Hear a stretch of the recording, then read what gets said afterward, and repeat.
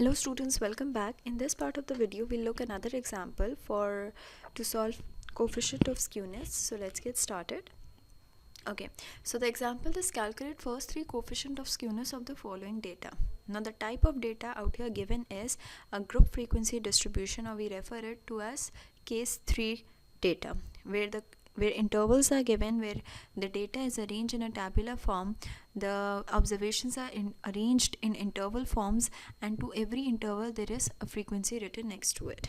So let's get started. Then we need to find out first three coefficient of skewness on this data.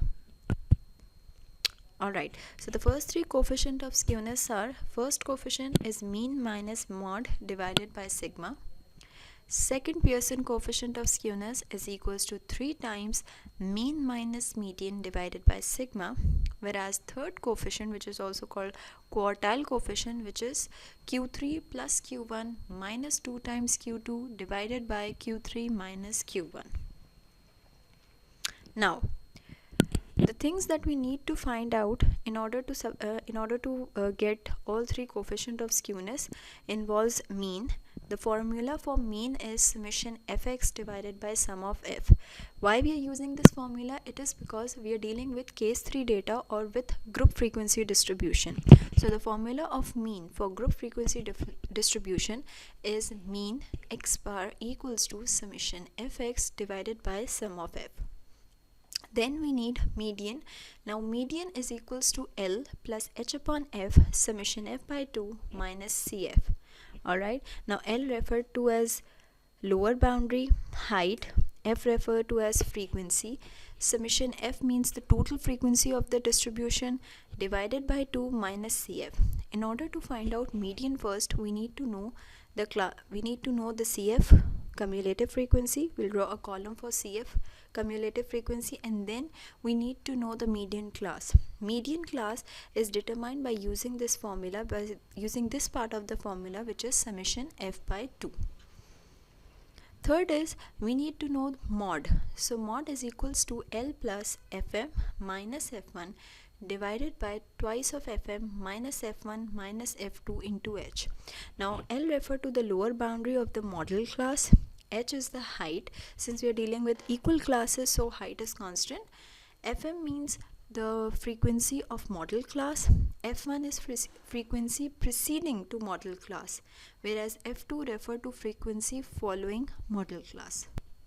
Moving on, we need to find out values for quartiles. Alright, so the formula for quartiles is q of I equals to L plus h upon f into I times summation f by 4 minus cf.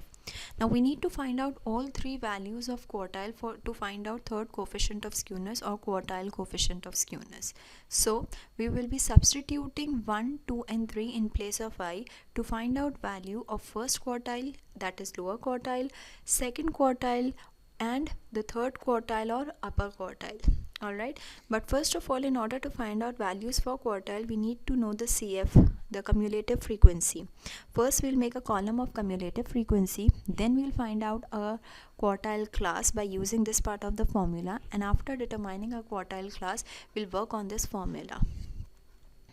Alright, and the final thing that we need to know is the standard deviation. Now standard deviation is also the root of variance. You can use both the formulas. Either if you want to use, you can use definitional form, or you can use the computational form. It is completely up to you. Now as you can see, I have made a CF less than column, and also I've made a midpoint column because I need to know value for mean, and in order to determine value of quartiles and median, I need to know CF as well. Okay, so in this column what I have did is that I have find out frequency f of x, that is for mean. I need to know fx, and for standard deviation I need to know, since I'm using computational form, I need to know fx square values. I need a total of fx square and fx to find out my mean and my standard deviation. So after using the formula, these are my final results, that is mean equals to 15.628, median is equals to 14.507, and mod is equals to 13.637. Now you can compute these values and verify your result by looking at here that what are the final values. You use the formula that were given earlier, and by using those formula you can verify your answers. Also, I have already uploaded videos regarding finding values of mean, median and mod, so you can go and check them out as well. Okay, so for value for first quartile that I've calculated is 12.246. Third quartile is 18.375. Now I also needed second quartile in order to find out third coefficient of skewness, which is quartile coefficient of skewness. But since I know, and I've already told you in my earlier videos, that second quartile is equals to median value, and I've already calculated median, so I don't need to calculate second quartile again, because the answer for median and second quartile are same. Okay, and finally I have calculated standard deviation, which is equals to 5.68. Now using all the formulas that were given to you, you can verify your answers.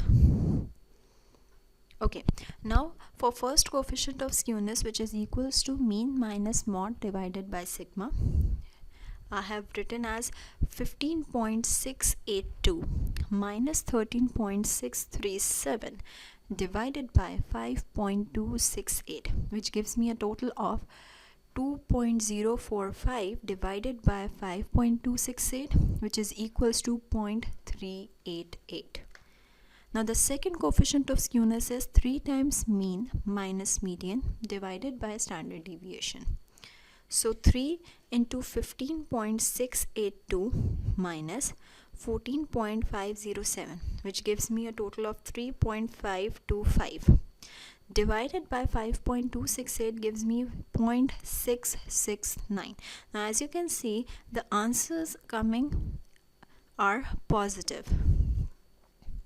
Finally, I'm calculating the third quartile, which is quartile coefficient, substituting all the values of quartile, which are 18.375 plus 12.246 minus twice of 14.507 divided by 18.375 minus 12.246 gives me a total of 0.262.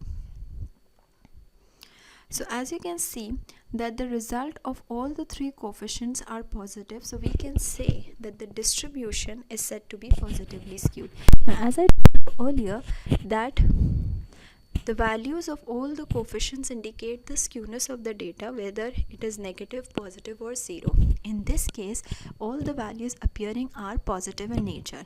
As you can see, the first coefficient of skewness is positive, the second coefficient of skewness is also positive, and the third coefficient of skewness is also positive. So by looking at all these nature of the values, we can conclude that this distribution is a positively skewed distribution.